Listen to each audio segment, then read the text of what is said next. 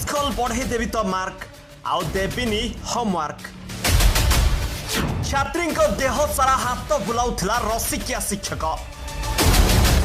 Private part देखा बाध्य करुला अभद्र शिक्षक। अभियोग आसिया परे स्कूल छाड़ी फेरार हेले शिक्षक। आम शिक्षक जड़े शिक्षक नुहति से गोटे जौन पागल राक्षस। सेटा गुरु नुहे गोटे शैतान। पाठ पढ़ाइबा नारे डाकी नहीं आम देह सारा हाथ मारुला। परीक्षा आम मार्क बढ़ाई देव बोली कही मो प्राइवेट पार्ट रे हाथ बुलाउला। आउ मु किछि कहिले मो मार्क काटी देव कही धमक मध्य देउथला। ता कथारे राजी हेले होमवर्क करबा को पड़िबनी कि माड देवनी कही मते अश्लील इंगित करुथला। मु जड़े नाबालिका झील होई मध्य मते क्लासरूम रु एकुटिया डाकी खराब व्यवहार करुथला। ए दुखर कथा मु काहाकु बा कहिबी। ए निंदार कथा केमिति बा कहिबी।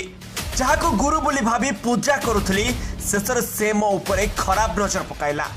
एमिति शिक्षक आम स्कूल पई कलंक। मो परी गोटे निरीह झील को असदाचरण करी से महा भूल करिछि। निज झील बयसर छात्री को खराब नजर पकई महापाप करिछि।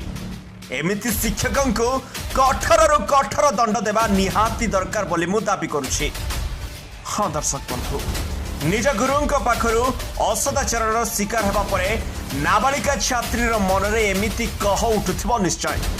सुवर्णपुर जिला ओलुंडा ब्लॉक रु आसीछि एही सांघातिक अभियोग। ओलुंडा ब्लॉक निम्ना यूपी स्कूल जड़े छात्री को असदाचरण करिसंती स्कूल जड़े शिक्षक। याकु नै छात्री बापा आज ओलुंडा थाना रे द्वारस्थ होइचंती। बनमाली परिड़ा नामक जड़े शिक्षक सप्तम श्रेणी छात्री को विभिन्न समय रे खराब नजर देखा सहित अश्लील इंगित करी असदाचरण करुले। एने छात्री जनक प्रथमे विद्यालय जड़े शिक्षयित्री को घटना संपर्क में जणाइथिले। पर शिक्षयित्री जनक स्कूल प्रधान शिक्षयित्री को जणाइथिले। हेले प्रधान शिक्षयित्री शिक्षक बनमाली विरुद्ध में कौन प्रकार कार्यानुष्ठान नहीं नथिले। पर शिक्षक बनमाली परिड़ा छात्री को आहुरी अधिक अशोभनीय आचरण करते। फल छात्री जनक परिवार लोकों को जणाइथिले और छात्री बापा आज यह घटना को नहीं ओलुंडा थाना रे लिखित अभियोग करथिले। आउ ये अभियोग पत्र रे छात्री बापा आउरी अनेक छात्री को मध्य शिक्षक एपरी व्यवहार प्रदर्शन करुथिबा अभियोग करिसंती।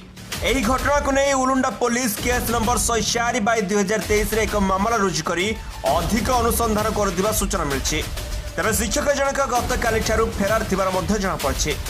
Bureau report G7 Odia.